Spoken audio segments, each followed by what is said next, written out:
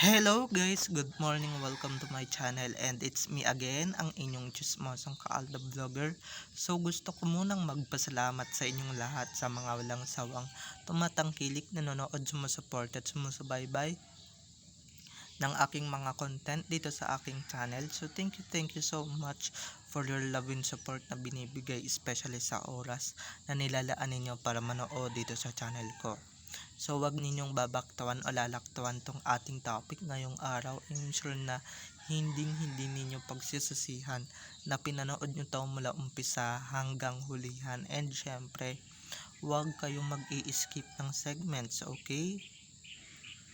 So, eto na, dumako na tayo sa ating main topic for today's video. So, babatiin ko muna kayo ng happy Monday everyone. Ito na nga, no? Eto na nga, mukhang hindi sinuportahan ng kapatid or ng mga minions ng chararat niyang kapatid si Ate N, na malaki ang inggit sa kanya, pati ni letter M na si Marge. So 'di ba, kaya pala nag-delay ang anniversary, 'di ba? At eto lang, mukhang hindi na pag-usapan ang nag-delay na anniversary, hindi man lang nag-trending, hindi man lang ramdam sa social media. So eto na guys, watch this, mamaya ipapaliwanag sa inyo ng buong buo. So eto na guys, watch this. At kung nakita nyo na nga yung recap, so once again, si Titi o sa mga admin. So thank you so much sa inyong lahat, kasi kung hindi dahil sa inyo, wala ako dito sa wala akong i-update at wala akong mai-share dito. At syempre, yung mga pinapalaganap ninyo ay talagang i-share ko yan. Just PM me, okay? So eto na, dumako na tayo sa ating main topic for today's video. Like what I said earlier, kaya pala nag-delay ang McDo anniversary na gawa nga ng dahil nga hindi sinuportahan ni Marge. Kung kilala niyo si Marge siya, kasi ako hindi ko kilala. Parang Marge, so ata yung pangalan na itong ano na to, no? And syempre ng yung minions ng kanyang kapatid na chararat, si Ate N. Okay, hindi ko na lang papangalanan kung sino si Ate N, basta kilala nyo na yon. Kaya pala nag-delayed, kaya pala ang natitira na lang na pwede nilang pagkakitaan dahil wala na silang makikita sa McDo, yung account na lang ni Main Mendoza, yung pinagdidiskitahan nilang babuyin, walang yain, and syempre gaguhin, diba? Tayo nagpapakaril talk lang. And guys, kahit na mag-delay yung anniversary na yan, Diyos ko, hindi man lang nag-trending, hindi man lang pumasok sa top trending ng social media or sa Twitter, di ba? Araw-araw tayo nakatambay sa Twitter, wala man lang ka ingay-ingay, wala man lang ka trending,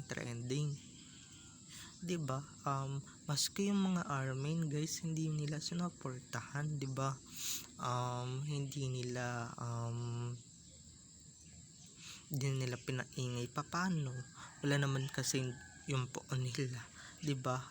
At hindi din naman sinuportahan ng dalawang binanggit ko yung pa-anniversary, hindi ba? Kaya asahan nyo na kahit na hindi pinag-usapan yan, at least walang sorsuela, 'di ba? Di katulad ng mga nakaraang opening na halatang may mga malas sa paligid, and syempre may mga kung ano-anong malas sa paligid, di ba? Hindi katulad ngayon na kahit hindi nag-trending, di ba? Wala namang sorsuelang naganap, and wala namang sorsuelang halo yung 7th anniversary. Hindi katulad noon guys, noon nung mga bandang 20 kapong na talagang pinag-usapan and talagang trending, 'di ba? At nandoon pa yung pamilya Mendozas kung saan hindi pa sila nakikihalubilo sa Sarsuela or hindi pa laganap noon. Kaya yun lang talaga yung natatandaan ko. And guys, take note pinag-usapan to sa buong social media noon. Pero itong anniversary, wala man lang kaingay-ingay. Hello. Ibig sabihin lang yan. Bagsak ang anniversary event na nagawa doon sa McDo.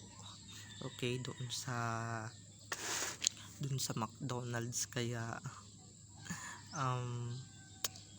paano kasi wala yung paunan, wala yung Diyos-Diyosan nila na si Spotted, 'di ba? Kaya kahit hindi pinag-usapan, I'm sure naman na swinerte din yung mga nakapunta dyan. And 'di ba, hindi na buwisit, hindi na buryong, walang nakitang masakit sa mata yung mga tao doon. Buti na lang talaga, 'di ba? So ayun na nga lang, wala na tayong dapat dito, no? And syempre marami pa, hindi pa tayo natatapos, hindi pa tayo dapat matapos dito sa social media. So baka mamaya meron mag-comment dito na pagpipilitan na nag-trending and syempre pinag-usapan. Ito lang nga, saan banda? Hindi nga mismo nag-trending at hindi nga pinag-usapan, 'di ba? Kahit anong scroll ko nung mga panahon na yun and anong scroll ko sa number 1 trending, wala man lang, 'di ba? Pati ngayong 'di ba? Kung may magte-trending man, pangalan na mismo ni main ang magte-trending, hindi yung baboy na, 'di ba? Binababoy nilang kainan. And eto lang ang sasabihin ko sa inyo, kawawa naman yung Catalans, 'di ba? Wala nang ibang pinagkakakitaan, wala nang ibang source of income kung hindi babuyan ng babuyan, walang yain ang account ni Meng, 'di ba? Ba't hindi ka magbanat ng boto? Sabihan mo naman yung asawa mo magbanat ng boto, 'di ba? Di yung lagi na lang kayo nakaasa sa isang Meng Mendoza na kung hindi pa gumawa ng Sarsuela, kung hindi pa gumawa ng script,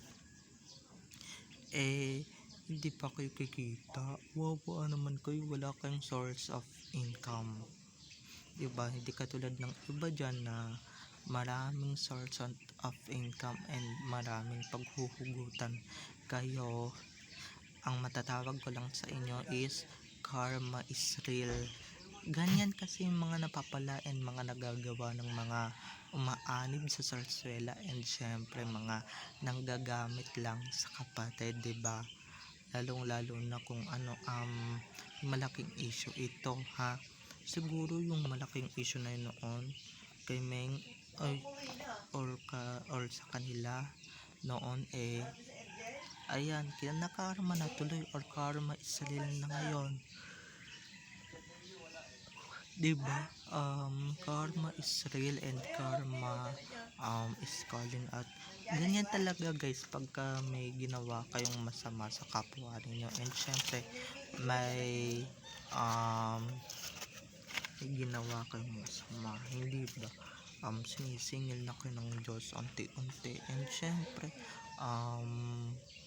may mga pinaggagawa ninyo dito sa kapatid or sa kapwa ninyo, 'di ba? Pag may ginawa kayong bad, malaki talaga ang kapalit, okay?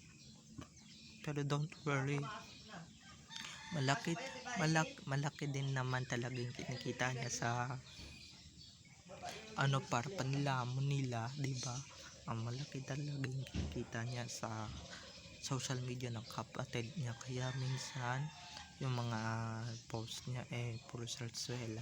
So eto lang, sasabihin ko sa inyo, dapat hindi na kayo maniniwala sa mga post na yan, dahil nga hindi naman talaga si Main ang gumagamit yan, kung hindi yung kapatid ng Charalatin, syempre yung mga alaga niyang minions. Alam niyo na, 'di ba? Pag inggit pikhet or pagka inggit mamamatay kang inggitera. Yun, 'di ba? Kawawang McDo, hindi nag-trending, hindi pinag-usapan kahit sa ang sulok ng social media, kahit sa YouTube man lang hindi pinag-usapan, 'di ba? Natatandaan ko noon nagpunta din diyan si Juan noon. Kaya yan, 'di ba, lahat na ng McDo anniversary ata minalas or pati ito na damay. So wala na akong ibang magagawa or masasabi kung hindi get lost. Okay, pati number 1 na restaurant dito sa mundo hindi na pinag-uusapan, and syempre nilalangaw na rin talaga ng bonggang bongga. So yun lang talaga guys yung masasabi ko. Babay na mga ka-IDN, have a nice day, keep safe and God bless. So see you on my next video.